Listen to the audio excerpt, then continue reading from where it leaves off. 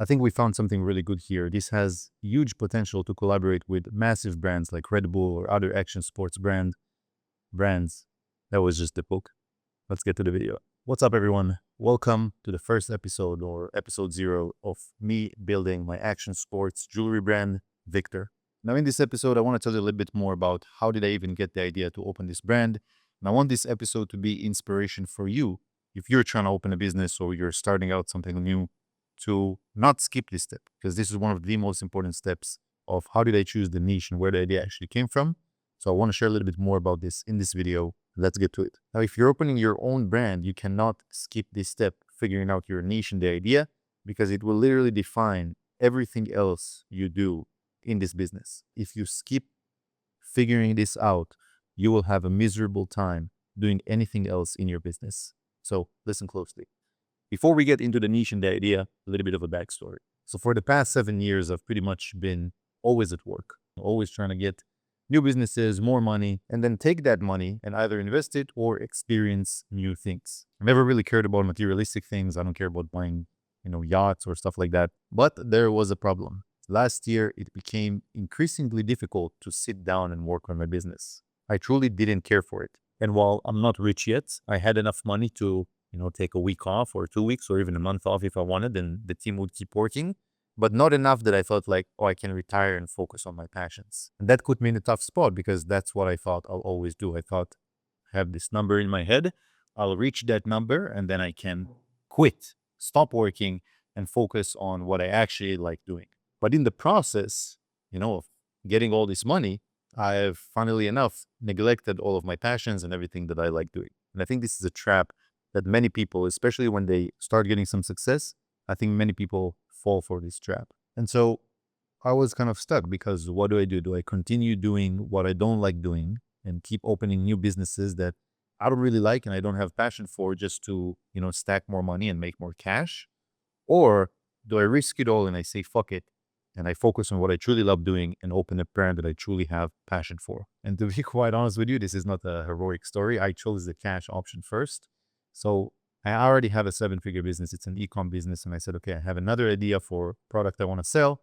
And I started working on a shop for that product. It was a teeth whitening business. And, back then AI was really starting to pop off. And I was kind of excited about it because I was doing things with AI and I felt like I was regaining my motivation or the fire or the passion that I had towards business in general. But unfortunately, that didn't last long because very fast, I felt the same feelings again, that I'm doing something that I do not care about. I do not care about the customers that are going to buy this product.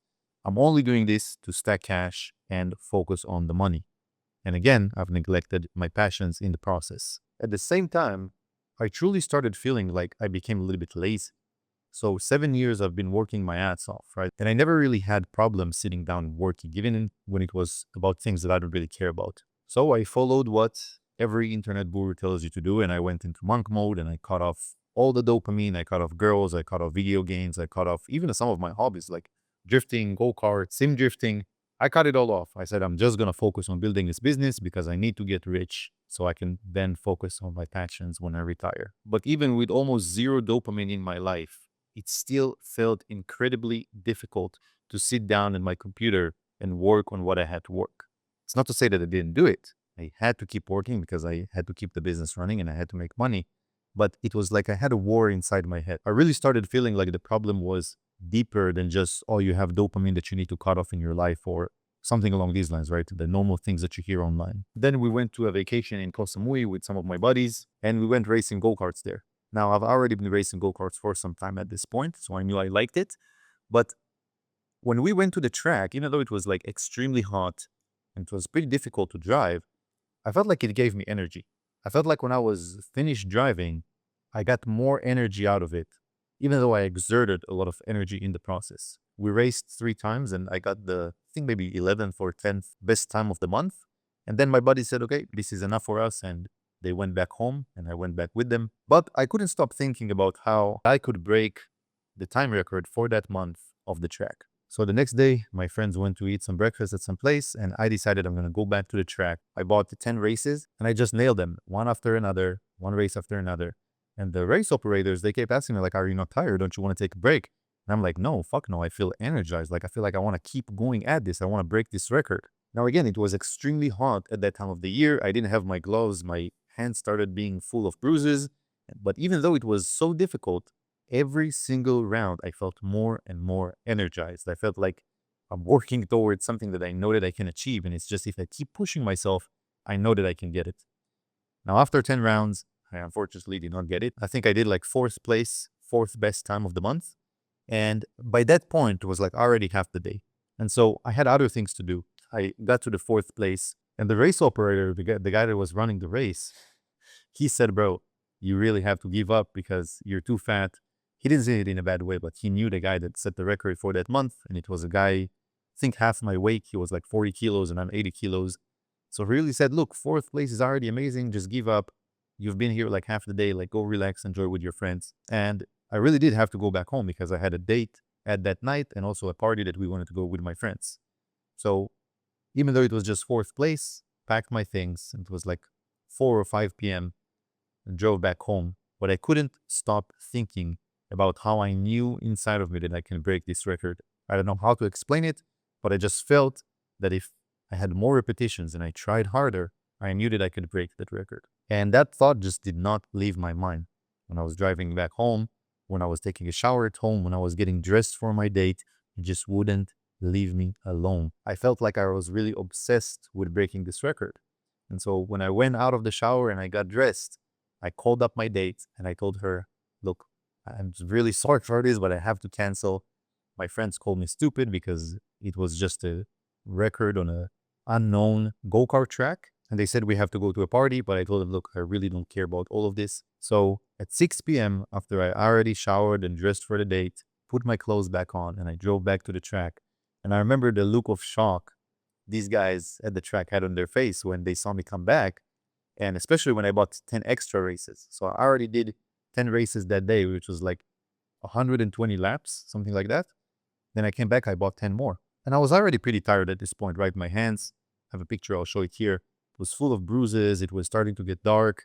And they're like, bro, really, this is unnecessary. Like, you're not going to break the record. But I said, I really want to give this a try. I really want to give it my all to see if I can break it or not. So I went back into the track and I just drove one race after another, after another, after another. And then at around 11 p.m., right before the track was about to close, I finally did it and I hit the #1 record. And I was really proud of myself. My hands were full of bruises. I think I was even a little bit bleeding at one spot.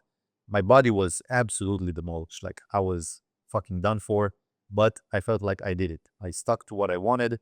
I sacrificed all the other things that I wanted to do. I didn't go to the date. I didn't go to the party. And I just focused on pushing myself to the very, very limit of what I could do and breaking that track record. Now, when I was driving back home after I broke the record, I thought, even though this was extremely difficult, it was driving in the scorching heat, my body was tired, my hands were fucked.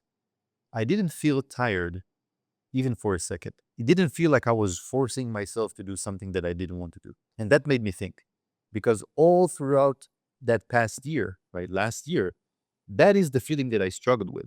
I struggled with not having that fire inside of me. And that is a fire that I had in me before of sitting down and working no matter what, but I just couldn't replicate it. Right there at the track was the first time in years I felt like I'm doing something that I really, really like doing. Now, again, it's not to say that it wasn't hard. It was pretty hard to drive these 20 races, right? It was like 240 or 50 laps, something like that. And I slipped, I crashed, I failed to break it over and over and over again, but it didn't feel forced. It felt like I was working towards something I want to work on. And that's really where it clicked for me. It wasn't about dopamine or girls or cutting off everything that you like in life. It was about forcing your soul to do something that it truly does not care about, only for money. And that's when I realized that I wasn't lazy. When I needed to push myself to the limit to do something that I actually care about, it didn't feel forced at all. It was hard, but I had the mental power to do it because I cared about it. That's when the idea to do something that is related to action sports really set in my mind. I thought, what if I can instill this feeling that I felt, this motivation, that spirit of pushing yourself to the very limit, to sacrifice everything else in order to prove to yourself your own potential? What if I can inspire other people to do that through an actual business? I mean, I see Christian brands and I see gym brands and I see old money brands. And I see all these different brands on Instagram or on Facebook all the fucking time. But I never saw a brand that does something very high quality with action sports. But truly, it was beyond action sports because I like doing many things, right? That same feeling that I felt, I also felt it when I was going snowboarding or when I was drifting cars. And it made me realize that it's not really about action sport itself. Action sports is just the way that it manifests in the world, but that feeling is something that is innate inside of you because I felt it before in my business as well. But that feeling that you want to push yourself to the limit, you want to see what is your potential, and you are willing to sacrifice everything just in order to see what you're truly capable of. That is what I really wanted to pass on with this brand. Action sports was just a tool for me to communicate that in the best way possible. And that is how the idea and the niche was born. Coming back to where we were, it was still very difficult for me to commit to this new business because I thought, what if I'm going to invest all this time and money and effort into this brand and no one's going to like my designs? No one's going to care about it. What if it's going to fail? It's just going to be a massive waste of time and money, where maybe I can just open another business where no one has to know me and I just make money and then I can go and do my passions by myself. But really, that feeling that I had in the go-kart track, it just didn't leave me alone. I thought it was amazing the way I felt there. And I was just tired of making decisions based on fear. So it's funny, but the more that I became successful, I noticed that my decision making shifted from what can go right to what can go wrong. So when I had nothing to lose back in 7 years ago, I always thought what can go right. Right, I was very positive. I was very excited to do everything. But the more I got success and the more I acquired things and a little bit of wealth, made me feel like I'm so frightened of losing all these things. So I started to think about what can go wrong instead of what can go right. And I was sick of it. I was truly, truly sick of it. So really, that's when I realized I had to do it. Like, if I don't do it, then truly I have no meaning to wake up in the morning. And that's when I also realized that probably so many other people feel that way. Not only many other people feel that way, but they feel like that in action sports, right? When you're sitting down and you're a professional drifter, or when you're a go-kart racer, or when you're a snowboarder or a skier, or any other sport like action sport, right? A mountain bike rider, I'm sure, I'm 100% positive you have these moments as well. These moments of doubt, these moments of fear of what if I'm not good enough to actually make this happen? What if I'm investing all this time and effort and money, risking my life, sometimes my well being, right? Like my health, to try and push for something that I might not be able to achieve? What if there's other people out there that are better than me? Am I just wasting time? I understood that these are the same feelings that you feel when you're going for the highest level in action sports. And that's when I got the idea to make that the first collection in my brand. And it occurred to me that this is exactly what the brand is about, to commit to what you want to do, to, even though you have all this fear and doubt inside of you, to put all of that aside and potentially sacrifice almost everything in your life, including your health, in order to see if you can actually achieve your true potential. Those were the very traits that I wanted to tell people about through this brand. And so by that point, it was obvious that I really had to do it. That was the only choice for me. So right before New Year's, I made a decision to finally commit to my brand. I bought a $3,000 course from these guys that build Carte Blanche. It's a great brand. Go check it out. And I decided that I'm going to learn from them how to actually build a brand that invokes emotion in people. Because up until that point, I've only built businesses for things that people need, right? Like pain relief products or teeth whitening. But transitioning from that into selling jewelry, I really wanted to build a brand that makes people feel something and that inspires them to go and actually take action in their own lives. And I'm a big supporter of paying other people who already done what you want to do to save time and, skip some mistakes along the way. So I bought the course from them and I committed that I'm going to make it happen. So this is how the idea for Victor and the niche came into creation. Now, the reason I said you can't skip any of these things is because I just told you everything that I went through in whatever the time of this video is. But in reality, this took me several months to understand. So at first I was like, okay, let's make a brand about action sports, right? Let's make it this cool fucking shake of like people doing sick things and like making the most out of your life. It was called life maxing. And That is what I originally thought I wanted to do, right? And then the more I thought about it, the more I thought it lacks emotion and it doesn't really speak to that feeling that I wanted to give off. And so I had to go back and reiterate and think, what do I actually want to give off with my brand? What am I actually trying to say here? And it took me several iterations of going back and thinking about it and diving deeper into what does this brand actually means in order to find what I'm telling you right now, in order to find the true meaning of what I want to show to people and to what I want to make with this brand.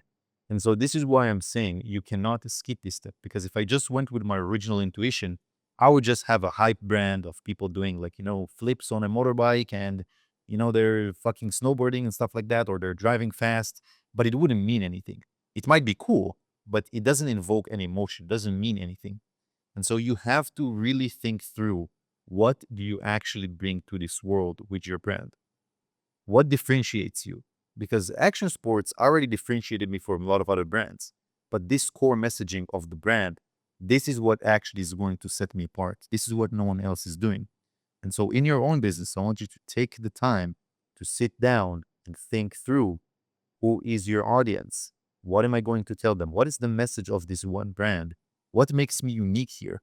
What am I bringing to this world that can affect people and can invoke emotion in them? And so this is why you can't skip it. In the next episode, I'm going to show you how did I actually come up with the name, with the branding, with the coloring, everything related to that, so that you can actually start doing practical things to advance your own brand. So if this was helpful to you, if this inspired you in any way, if this just resonates with you, I would really appreciate it. First of all, I really appreciate that you watched this video, but I would really appreciate if you would also subscribe to join my journey and hopefully to inspire you to go on this journey by yourself as well. So share your experiences in the comments if this resonated with you. Follow my Instagram if you're also looking for shorter form content. I'll see you guys in the next video where we'll dive deeper into the practical things that I did to create everything related to the basics and the foundation of Victor. Thank you guys again for watching, and I'll see you next time. Peace.